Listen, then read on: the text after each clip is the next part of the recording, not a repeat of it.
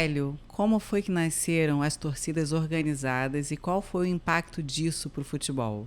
Olha, realmente o impacto das torcidas é muito grande até hoje, mas os primeiros registros que nós temos mostram que a primeira torcida a se organizar realmente para torcer por um clube aqui no Brasil foi a TUSP, Torcida Uniformizada São Paulo, que começou em 1939, mas teve um papel muito importante no campeonato de 1943, porque naquele período existia uma hegemonia ali entre Corinthians e Palmeiras no Campeonato Paulista. E na reunião na sede da federação para discutir o calendário daquele ano, um dirigente do Corinthians disse que era desnecessário, inclusive, ficarem discutindo o calendário, bastava jogar uma moeda para cima e se desse coroa era Corinthians, se desse cara era Palmeiras. E aí um dirigente do São Paulo, que estava presente, perguntou, mas e se der São Paulo? Aí o dirigente corintiano falou assim,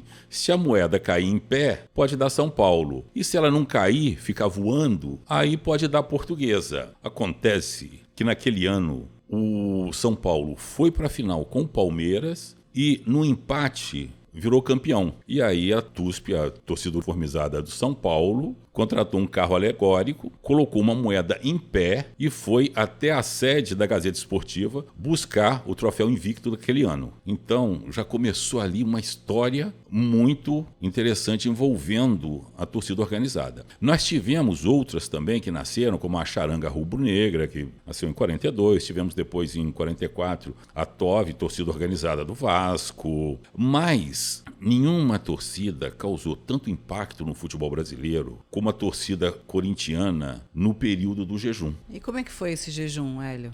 Esse jejum foi o seguinte, em 1955, São Paulo comemorava o seu centenário. E o campeonato daquele ano foi muito esperado por conta do que eles chamavam de troféu dos 100 anos, algo assim. E aí, a final foi entre Corinthians e Palmeiras, e o Corinthians ganhou. Foi uma comemoração enorme, uma grande alegria, mas a torcida corintiana não sabia o que vinha a partir daí. Porque de 1955 até 1977, o Corinthians não ganhou nenhum grande título, apenas alguns torneios pequenos, mas não ganhava nada. E isso realmente foi um período de grande sofrimento para a torcida corintiana. Mas e a invasão corintiana, o que foi? Ali foi o seguinte, durante esse período do que eles chamam de jejum corintiano, o Corinthians tentou de tudo, até Garrincha jogou no Corinthians e nada.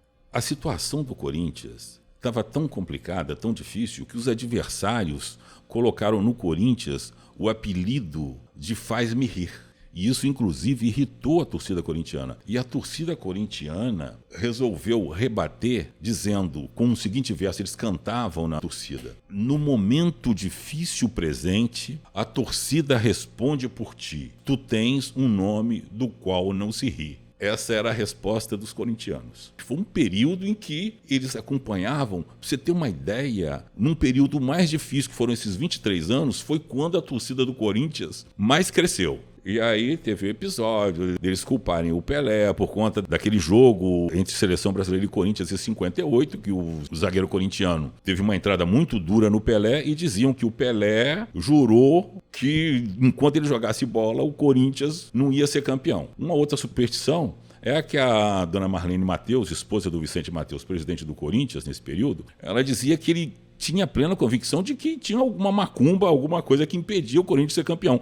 E saiu pelo Parque São Jorge, atrás das traves, embaixo das traves e tudo mais, procurando um tal de um sapo com a boca amarrada que teriam colocado lá e impedia o Corinthians de ser campeão. E eram outras superstições também que vinham, até que, em 1976, ocorreu o que eles chamam de invasão corintiana. E o que é essa invasão corintiana? Em 76... chegamos às semifinais do Campeonato Brasileiro. E o Fluminense, naquela época, tinha um presidente fantástico. Francisco Horta era um cara inteligentíssimo, era um dirigente que faz falta para o futebol até hoje. O Francisco Horta para badalar o jogo entre Fluminense e Corinthians, foi para São Paulo e começou a dar uma série de entrevistas e sentou com o Vicente Matheus.